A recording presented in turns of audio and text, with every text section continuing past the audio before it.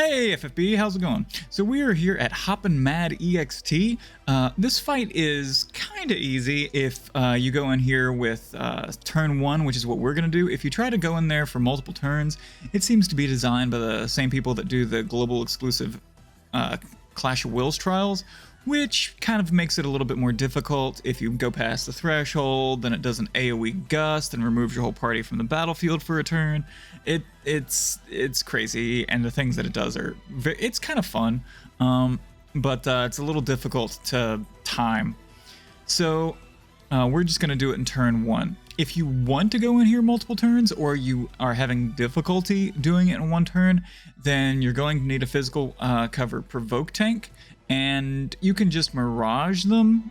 The boss doesn't seem to do more than just 1 or 2 single target physicals or AoE physicals per turn, so you should be fine with that.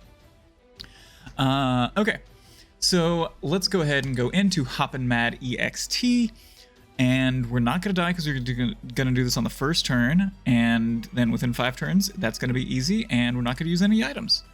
Alright, so this strategy, and almost any strategy, requires that you bring in a unit that has accuracy as a buff. So like Sylvie or Songstress Yuna, for instance.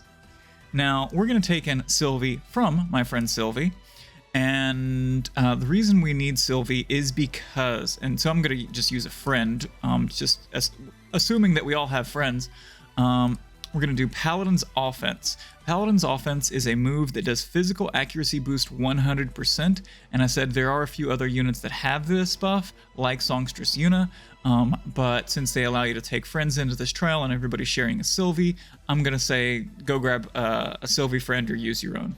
Okay, but you do need to do a physical accuracy boost 100%, or else you're just not going to hit him. Alright. So we don't have gear on Luis, we don't have gear on Rivera, we don't have gear on Realm. We do have a slight bit of gear on Avalanche's Biggs and Wedge. We just have them dual wielding, and they have Yeti combat style, so their attacks are going to hit twice, so therefore they're going to hit 4 times, and their basic attack is a tag chain, so it'll allow us to get Sage in there with his Meteor, which is a very long cast. Say you don't have to use Sage, you could use Golbez, you could use any other unit you might have that is just a big damage finisher, but I am using Sage. Alright, and nothing in the regular form. In the Brave Shift form, I'm running Empress the Celestite Rod with those rares, and then all pretty easy to get gear, only 1 Clash of Wills gear, and that's it, and then a little bit of Demon Killer. Okay, and then just running for MP. Then we have Olivera's Vision card. Everything you see here comes from either trials or 3, 4, or 5-star base Trust Masteries and STMRs. All right, so let's go ahead and go in and get this done on 1 turn.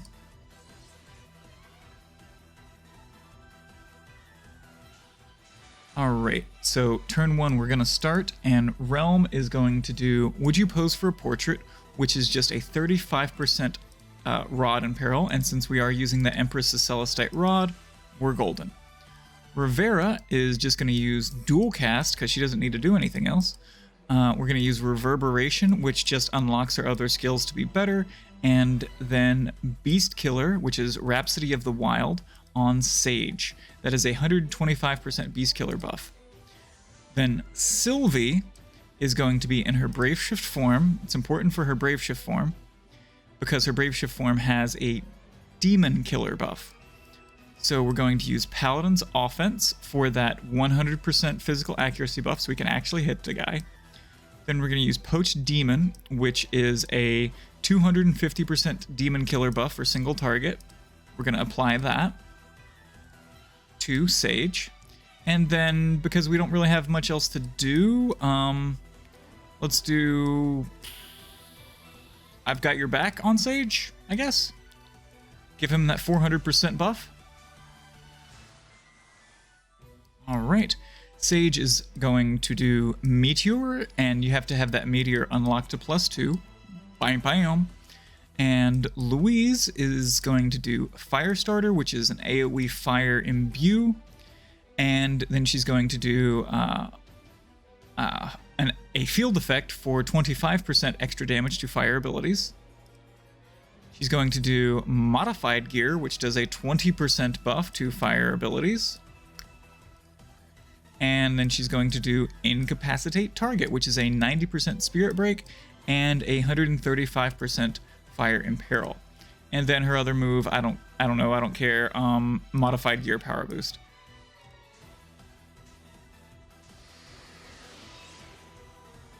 All right, Biggs and Wedge is just going to basic attack, and since that basic attack is a tag chain, we'll be fine there.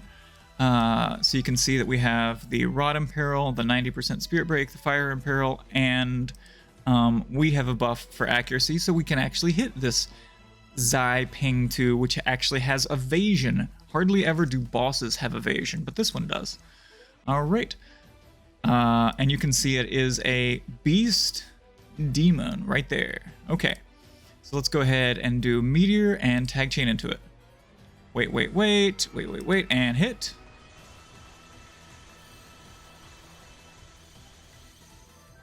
All right, and we have killed Zai Ziping 2, or Zeping 2. I don't know.